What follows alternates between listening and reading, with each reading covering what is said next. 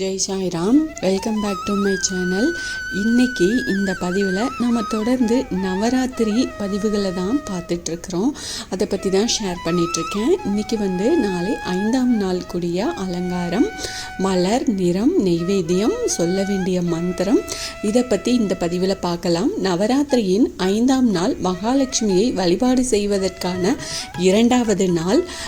இந்த நாளில் மகாலட்சுமியை எப்படி வழிபாடு செஞ்சோம் அப்படின்னா அவரது அருளை பரிபூரணமாக நிரந்தரமாகவும் பெற முடியும் அப்படின்றத பற்றி இந்த பதிவில் தெரிஞ்சுக்கலாம்.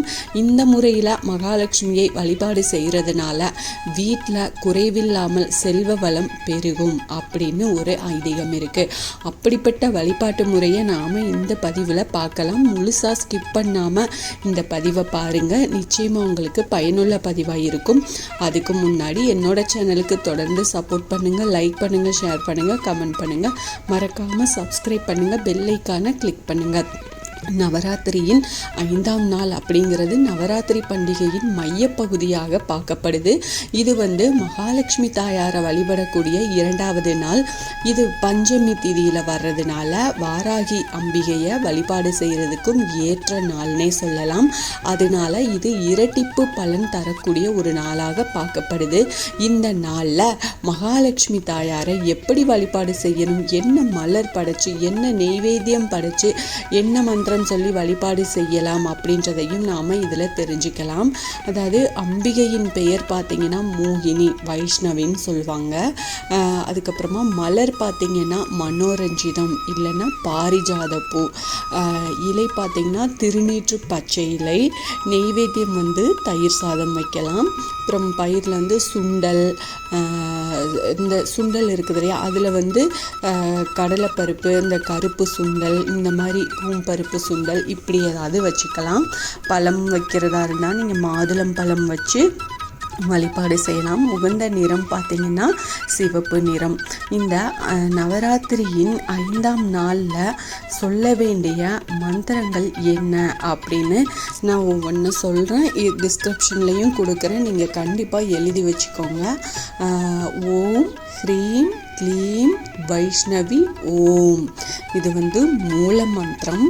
அதுக்கப்புறமா காயத்ரி மந்திரம், ஓம் நாகவாகி நாயை வித்மயே சக்கரஹஸ்தாயை தீமகி தன்னோ வைஷ்ணவி பிரசோதயாத்.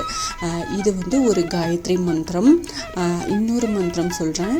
ஓம் ஷியாமவர்ணாயை வித்மகே சக்கரஹஸ்தாயை தீமகி தன்னோ வைஷ்ணவி பிரசோதயாத். இந்த மந்திரம்தான் இந்த நவராத்திரியின் 5வது நாளில் இந்த மந்திரம் சொல்லுங்கள். உங்களுக்கு இது எளிமையாக தான் இருக்கும். நிச்சயமாக இந்த மந்திரத்தை நாம் சொல்லலாம். அதுக்கப்புறமா சகஸ்ரநாமம், லலிதா சகஸ்ரநாமம் படிங்க, லலிதா பஞ்சரத்னம், கனகதாரா ஸ்தோத்திரம், இதில் ஏதாவது படித்து வழிபாடு செய்கிறது ரொம்ப சிறப்பு. இந்த மந்திரங்களை சொல்லி வைஷ்ணவி தேவியை வழிபாடு செய்கிறதுனால சகல ஐஸ்வர்யங்களும் நமக்கு கிடைக்கும். வீட்டில் லக்ஷ்மி கடாட்சம் நிரந்தரமாக நிலைச்சி இருக்கும். பொதுவாக நிறைய பேர் பார்த்திங்கன்னா வீட்டில் தங்கம், அரிசி, உப்பு இந்த மாதிரி பொருட்களை தான் வாங்கி வச்சா, இது மாதிரி வாங்கி வச்சாதான் மகாலட்சுமிக்கு பிடிக்கும், இந்த பொருட்களில் தான் மகாலட்சுமி தாயார் வாசம் செய்கிறாங்க அப்படின்னு நினச்சிட்ருக்குறாங்க. ஆனால் இது தவறானது. அந்த பொருட்களையும் இருக்கிறாங்க.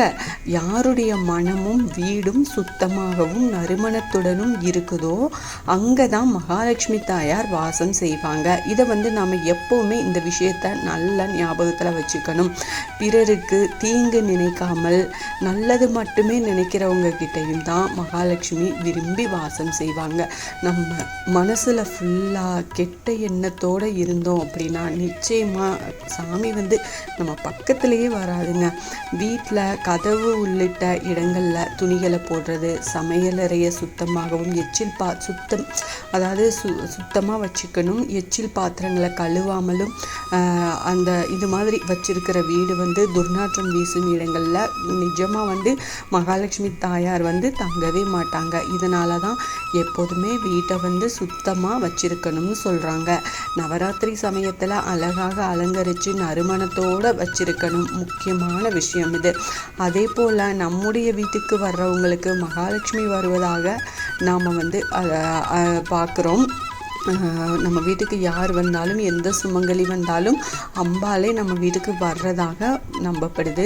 அதனால தான் வீட்டுக்கு யார் வந்தாலும் அவங்கள அன்பாக உபசரித்து குங்குமம் இது மாதிரி மங்கள பொருட்களை கொடுத்து வரவேற்கணும். உணவு பரிமாறி அவங்கள மகிழ்ச்சியாக வழி அனுப்பி வைக்கணும். இப்படி செஞ்சோம் அப்படின்னா அந்த வீட்டிலையே மகாலட்சுமி விரும்பி தங்கி விடுவாளாம். ஒருவேளை வீட்டுக்கு வர்றவங்கள மன வருத்தப்பட்டு திரும்பி அவங்க வந்து போனாங்க அப்படின்னா அவங்களுக்கு முன்னாடியே மகாலட்சுமி அங்கிருந்து வெளியேறி விடுவாங்க அப்படின்னு சொல்லப்படுது. இந்த நவராத்திரி காலத்தில் யாருடைய வடிவத்திலையாவது மகாலட்சுமி தாயார் நம்முடைய வீட்டுக்கு வந்து நாம் தரும் பிரசாதத்தை ஏற்றுப்பாங்க. அதனால வீட்டுக்கு வருபவர்களை அன்பாக மரியாதையோடையும் நடத்துறது அவசியம். அதே போல் உங்களுக்கு பக்கத்தில் இருக்கிறவங்க சுமங்கலி பெண்கள் இப்படி யாராவது இருந்தால் நீங்களும் அவங்கள கூப்பிட்டு நீங்கள் வந்து வெத்தலை பாக்கு குங்குமம் கொடுத்து நீங்கள் அனுப்பலாம். இவ்வளவு மகிமை வாய்ந்த இந்த நவராத்திரி வழிபாடை தவற விடாதீங்க. இந்த பதிவு உங்களுக்கு பயனுள்ள பதிவாக இருக்கும் அப்படின்னு நம்புகிறேன். இதில் ஏதாவது சந்தேகம் இருந்தால் எனக்கு கமெண்ட்டில் கேளுங்க, நான் பதில் சொல்கிறேன். இது மாதிரி நவராத்திரி பற்றிய சிறப்பு பதிவுகளை எனக்கு தெரிஞ்சதை பற்றி உங்ககிட்ட நான் ஷேர் பண்ணுறேன்.